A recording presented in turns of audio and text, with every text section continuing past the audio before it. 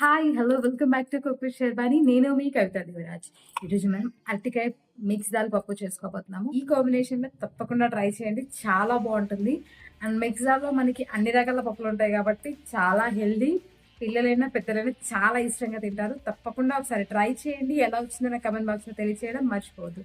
నా ఛానెల్‌ని first time చూస్తున్న వాళ్ళైనా, ఆల్రెడీ చూస్తూ సబ్స్క్రైబ్ చేసుకునే వాళ్ళు తప్పకుండా ప్లీజ్ సబ్స్క్రైబ్ చేసుకోండి. పక్కనే ఉన్న బెల్ ఐకాన్ని యాక్టివేట్ చేసుకోండి. అది నాకు చాలా ఎనర్జీని ఇస్తుంది ఫర్ నా next videos. Wait Insta and ఫేస్బుక్లో ఫాలో అవడం మర్చిపోద్దే. రెసిపీలోకి వెళ్ళిపోదామా మరి? Let's go. ఫస్ట్ ప్రెషర్ కుక్కర్లో మిక్స్ దాల్ తీసుకున్నాను. ఇది క్వాంటిటీ తక్కువ ఉంది, అందుకే నేను ఇంకా కొంచెం కందిపప్పు కూడా దీంట్లో మిక్స్ చేస్తున్నాను. ఓకేనా? దీన్ని ఒక 3 to 4 టైమ్స్ కడిగేసి కొద్దిగా పసుపు ఆయిల్ వేసేసి దానికి 3 వాటర్ వేసేసి ఉడికించుకోవాలి. మెత్తగా ఒక 3-4 విజిల్స్ వస్తే మనకి మెత్తబడిపోతుంది. దాన్ని ప్రెషర్ కుక్కర్లో పెట్టేసి దాన్ని పక్కన పెట్టేసుకొని వేరే బౌల్లో ఆయిల్ తీసేసుకొని దాంట్లో ఉల్లిపాయలండి, ఒక పెద్ద సైజు ఉల్లిపాయ తీసుకున్నాను నేను. దీన్ని కొంచెం ట్రాన్స్పరెంట్ వచ్చే వరకు వేయించుకొని దీంట్లో పచ్చికారం నేను ఒక 10 మిరపకాయలు తీసుకున్నాను. కారాన్ని బట్టి మనం తీసుకోవాలి. కొంచెం తక్కువ ఉన్నాయి, అందుకే నేను ఎక్కువ తీసుకున్నాను అనమాట. అల్లం వెల్లుల్లి పేస్ట్, పసుపు వేసేసి కొంచెం అల్లం వెల్లుల్లి పేస్ట్ పచ్చివాసన పోయే వరకు వేయించుకోవాలి. ఇప్పుడు ఆల్రెడీ పీల్ చేసి వాటర్లో వేసుకున్న అరటికాయ ముక్కలు ఇవి. మరీ చిన్న సైజులో చేసుకోలేదు, నేను మీడియం సైజులో కట్ చేసుకున్నా. వీటిని బాగా మిక్స్ చేసేసి ఇలా మధ్య మధ్యలో కలుపుకుంటూ మగ్గించుకోవాలండి. ఒక 2 to 3 మినిట్స్ మగ్గించుకుంటే మెత్తబడిపోతాయి.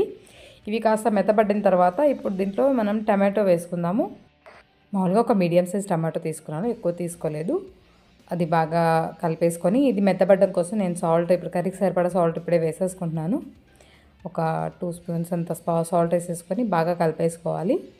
సాల్ట్ మన తినే టేస్ట్ని బట్టి వేసుకుంటే సరిపోతుందండి. మూత పెట్టేస్తే మనకి త్వరగా మగ్గిపోతాయి కదా. చూసారా, టమాటా కొంచెం మెత్తపడిపోయింది కదా. ఇప్పుడు దీన్ని బాగా కలిపేసి దీంట్లో ఇప్పుడు మనం ఉడికించుకున్న పప్పు వేసుకుందాము. పప్పుని కాస్త చిలికేసి వేసుకుంటే మనకి బాగా మెదిపోతుంది. చూసారా, దీంట్లో మనకి మినపప్పు కూడా ఉంటుంది కాబట్టి కొంచెం జిగురునెస్ వస్తుంది. ఆ టేస్ట్ కూడా చాలా బాగుంటుంది. ఫ్రెండ్స్ తప్పకుండా ట్రై చేయండి. ఎలా వచ్చిందో నాకు కమెంట్ బాక్స్లో తెలియచేయండి. నా ఛానల్ని సబ్స్క్రైబ్ చేయడం మాత్రం అస్సలు మర్చిపోవద్దు. ఓకేనా ఫ్రెండ్స్? పప్పుని కొంచెం మరిగించుకోవాలి. ఆలోపు మనం ఇక్కడ పోపు పెట్టుకుందాము. జీలకర్ర, ధనియాలు, వెల్లుల్లిపాయలు, కరివేపాకు, ఎండుమిరపకాయలు, కొంచెం ఇంగువ వేసేసి కొద్దిగా పసుపు వేసేసి బాగా కలుపుకోవాలి. నేను కొద్దిగా నెయ్యి కలుపుకున్నానండి. పూర్తిగా నెయ్యితో పెట్టుకున్నా కానీ సూపర్గా ఉంటుంది పప్పు. బట్ నేను కొద్దిగా నెయ్యి కలుపుకున్నాను. ఇది కొంచెం వేగిన తర్వాత కొంచెం అలా వేసేసి ఇలా మూత పెట్టేసుకోవాలన్నమాట. ఒక 2 మినిట్స్ గ్యాప్ ఇచ్చి మనం మూత తీసి కలుపుకున్నాం అనుకోండి, యమ్మీ పప్పు రెడీ.